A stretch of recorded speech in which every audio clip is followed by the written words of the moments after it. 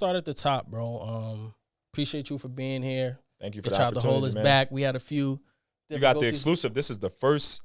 You're getting the first it's the first podcast / media forum that I'm on talking about the firm. So I appreciate that. Well, you know what they say: if you're not first, you're last. That is true. Yeah, so that's just how we gonna do that. But why finance, bro? What made you step into that space?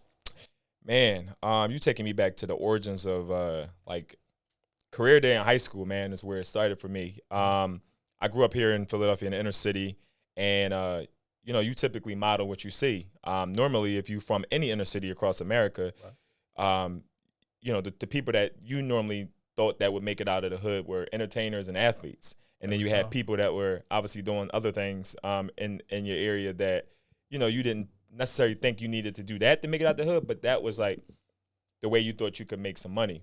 And so for me, when I got to high school, I remember I was one of the career day hosts, and this black man walked in with a suit driving a Mercedes. Now, again, you're from the inner city. That's not a norm. I'm not seeing a guy put a suit on, go to work in a Mercedes and come back home to his family. Like, that's not the norm. So I seen that happen, and I asked the dude, I'm like, yo, what do you do? And he's like, look, I work in finance. I work in banking. I believe he told me he was in commercial banking at that time. And I'm like, I don't know what that is. And so he began to, give me a little high-level overview of what that was. But that inspired me, right? Because I wanted to look like that, right? He represented something I wanted to look like. But moreover, I knew that I wanted to one day be able to dress like that, drive a nice car, and be able to come back and talk to the youth about what I do. So that was the inspiration for how I got into finance. Because from there, it was just like, it's been like over 10 years now, right? It's been that 10 years now, and this December it'll be year 11. Like I got an early start into finance. When I graduated high school, going into college, I had the opportunity to work for a bank in their rotational program. And got to learn, the different verticals within banking. And so that propelled me, into a career for the past, for 10 years now, going on 11. So, yes, sir. What did you see in the corporate space that made you want to be your own boss? I just felt like don't give me the political answer. Yeah, you're right. It's like it's time for you to pop your shit. It's you. Yeah. We are courtside. Shout out to Courtside Wealth Partners. But yeah, I felt like I was being put in a box. And, it took an incident for George Floyd for my career to really take the next step, right? Because then opportunities started coming to me at work because they wanted to meet a metric, like a D&I metric. So if it wasn't for diversity and what happened with George Floyd, you don't feel like you not for me in particular. I can't say that it's everybody's experience, but for me that wasn't working out, right? And so when I stumbled upon a financial planning podcast or financial industry podcast that's run by a guy named Michael Kissis, and I found out that, and for years I wanted to be an advisor, but I never wanted to work for like a wirehouse or a broker dealer.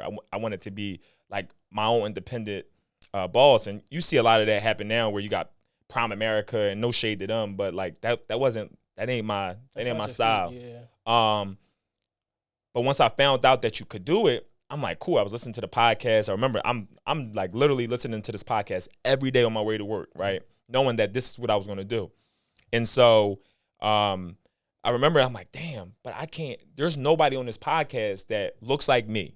And so I could begin to listen. And so when I begin to listen and kind of see that, I was like, well, there's no way that I don't know what their situation was. So I don't know if their family gave them money to start their firm. I don't know if they came over with assets already. So I was like, I don't know. Started, right. But then I saw a brother.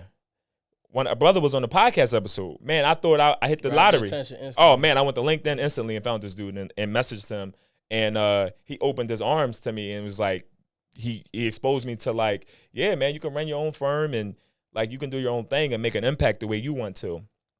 And so, yeah, that's like sort of like how like the inspiration grew. And then I'm no longer passionate about going and working for someone else anymore. I want to build something that's impactful that I can leave a legacy to, one day to the family that I create. and also be able to put other people that look like me and who don't look like me, because I don't want to make this just like a black thing. I think I want to help other people break into the industry. I want to help other people get opportunities to sort of showcase their skill sets as well. Something you said right there, I feel like was real key was mentorship. Like even as I'm trying to navigate my space, as we're kind of like in a similar space in our careers as well too, I feel like the most important thing is mentorship.